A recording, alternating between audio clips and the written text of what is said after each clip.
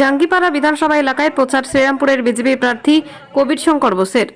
মশাট বিশ্বেশ্বর মন্দিরে পুজো দিয়ে মশাট কদমতলা বাজার থেকে প্রচার শুরু করেন।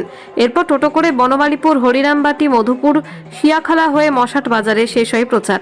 ডানকুনি ফুরফুরা রেলপথ নিয়ে সরব হন বিজেপি প্রার্থী কবির শঙ্কর। বলেন, মমতা বন্দ্যোপাধ্যায় যখন রেলমন্ত্রী ছিলেন তখন বলেছিলেন জাঙ্গিপাড়া রেল চলবে, অথচ মুখ্যমন্ত্রী হওয়ার পর এদের জন্য জমি দিলেন না। বিজেপি যদি এবার শ্রীরামপুর থেকে পার্লামেন্টে যায় তাহলে এই বিষয়টা সংসদে তুলবেন বলে জানান কবির। গতকাল উত্তরপাড়ায় প্রচারে বেরিয়ে শ্রীরামপুরের বিদায়ী সাংসদ কল্যাণ বন্দ্যোপাধ্যায় দাবি করেছিলেন রাজ্যের মধ্যে 1 নম্বর এমপি তিনি, সাংসদ কোটার টাকা খরচের ক্ষেত্রে। বিজেপি প্রার্থী এ বিষয়ে বলেন, টাকা যদি খরচ হলো তাহলে কাজ হলো কোথায়? এখানে অনেক জায়গা রয়েছে যেখানে পানীয় জলের সংকট, সাধারণ মানুষ পানীয় জল পাচ্ছে না।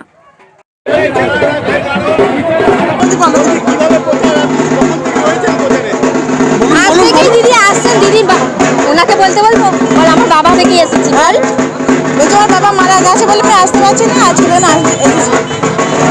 বল আমি পার্টিকে খুব ভালোবাসি, আমি পার্টিকে খুব ভালোবাসি।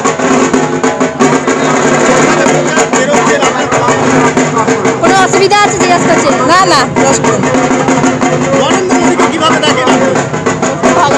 ভালো চোখে দেখি।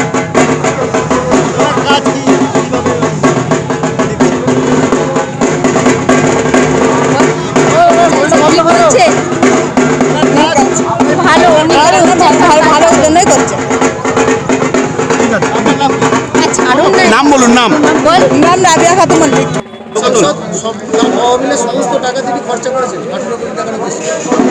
উনি তো 17 কোটি টাকার প্রমাণ দিয়েছেন। খরচা করেছেন তো মানুষ কেন খাবার জল পাচ্ছে না? আজকে বালি জগাছায় গত দুদিন ধরে কত মানুষ জানেন? 100, 150, 500 মানুষ খালি ফোন করছে এবং আমার সোশ্যাল মিডিয়ায় মেসেজ পাঠাচ্ছে তাদের খাবার জল নেই। উনি কোথায় পয়সাটা খরচা করেছেন? খাবার জল নেই, খাবার জলে মানুষ বাঁচবে কি করে? মানুষের জীবন নিয়ে খেলা। এই মায়ের মন্দিরে দাঁড়িয়ে আছি, আমরা কি এই মাটির সন্তান না? বালি জগাছায় যারা থাকে তারা কি মানুষ না? তারা কি সন্তান না মায়ের? কি খরচা করেছেন উনি? এই যে আমরা আজকে এখানে আছি জাঙ্গিপাড়া বিধানসভায়, এই অঞ্চলে মশাট অঞ্চল, রাস্তার কি অবস্থা দেখুন, এখানেও জলের সমস্যা। আমি ওনার কাছে প্রমাণ চাইবো, উনি কি খরচা করেছেন মানুষকে প্রমাণ দিন, মানুষকে প্রমাণ দিন। উনি বলছেন যে আমি 1.5 লাখের বেশি ভোটে জিতবো, এই কথাটা বারবার বলছেন। বলতে হবে, উনি একজন রাজনৈতিক একটা দলের প্রার্থী, ওনাকে বলতে হবে, তাই বলছে। মানুষের আবেগ দেখুন, খালি দেখুন মানুষ কীভাবে বেরিয়ে আসছে বাড়ি থেকে। কি কাজ হয়েছে? এই জাঙ্গিপাড়া বিধানসভা, মমতা বন্দ্যোপাধ্যায় যখন রেলমন্ত্রী ছিলেন উনি দাঁড়িয়ে দাবি করেছিলেন পার্লামেন্টে যে আমার এখানে রেল পরিষেবা চাই, এবং মুখ্যমন্ত্রী হওয়ার পরে উনি জমিই দিলেন না রেল করার জন্য। আমি কথা দিচ্ছি জাঙ্গিপাড়ার মানুষদের, নরেন্দ্র মোদীজির প্রতিনিধি এখান থেকে আপনারা বার করুন, আমি এই বিষয়ে পার্লামেন্টে তুলব। জাঙ্গিপাড়া বিধানসভা বাজেটে টাকা স্যাংশন করা হয় না, বাজেটে টাকা স্যাংশন করা হয় না। আরে সব বাজে কথা, বিভ্রান্ত করার কথা, তারা ইস্যুটাই পার্লামেন্টে তোলেনি। এগুলো শুধু মানুষ দেখাবার জন্য তারা বলে। যখন মন্ত্রী ছিলেন মমতা বন্দ্যোপাধ্যায়, এখন কিছুদিন আগে আমাদের শুভেন্দু অধিকারী মহাশয় ওনাকে 1956 ভোটে মুখ্যমন্ত্রীকে হারিয়েছেন। এগুলো ভুলবেন না কল্যাণবাবু আর মমতা বন্দ্যোপাধ্যায়। গতকাল জয় শ্রীরাম ধ্বনি শুনে উনি তেড়ে যান। ভেবে দেখুন কেন তেড়ে যাবেন? রাম কি সকলের না? রাম তো সকালে, উনি কেন তেড়ে যাবেন? আমরা এই চিত্র মমতা বন্দ্যোপাধ্যায়ের কাছ থেকে দেখেছি, যেমন নেত্রী তেমন ওনার প্রার্থী। আজকে রাম নাম শুনলে কেন রেগে যাচ্ছেন? পুরো ভারতবর্ষে এটা তো একটা গর্বের ব্যাপার। রাম তো সকলের। রাম কি করেছে? আজকে মনে আছে ওই মহাভারতের যখন প্রভু শ্রীকৃষ্ণ দিব্য দর্শন দিলেন, সব ঠাকুর এক, এগুলো ভুলে যায় তারা। আমরা প্রথমে সনাতনী, আমরা ধর্ম রক্ষার লড়াই লড়ছি, ধর্ম প্রতিষ্ঠার লড়াই লড়ছি। কল্যাণবাবু এটা অত্যন্ত অন্যায় কাজ করেছেন। যে রামকে এনেছে মানুষ তাকে নিয়ে আসবে। আপনার অপোনেন্ট প্রার্থী কল্যাণ বন্দ্যোপাধ্যায়, আপনি ওনার কতটা প্রতিদ্বন্দ্বী মনে করছেন? লড়াইয়ের ময়দানে সবসময় লড়াই আছে, লড়তে হবে, কিন্তু আমাদের চেহারা, আমাদের মুখ হচ্ছে আমাদের নরেন্দ্র দামোদর দাস মোদী, যাকে ভারতবর্ষের 150 কোটি লোক 2 হাত দিয়ে আশীর্বাদ করবে।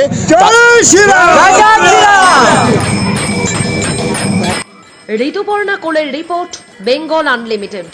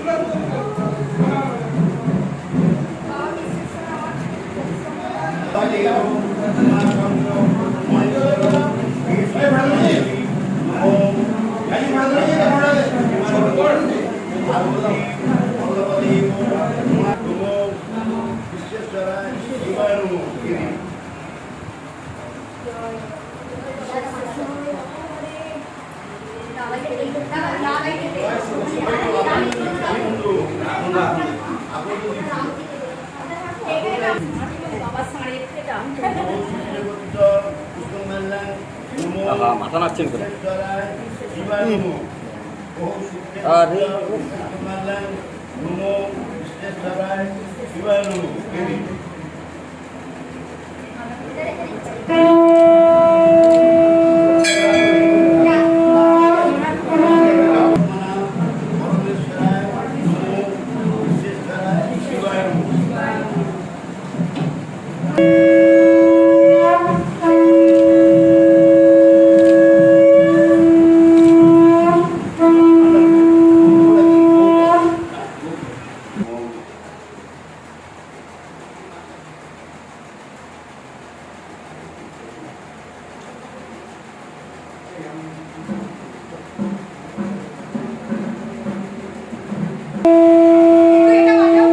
হাত নামা।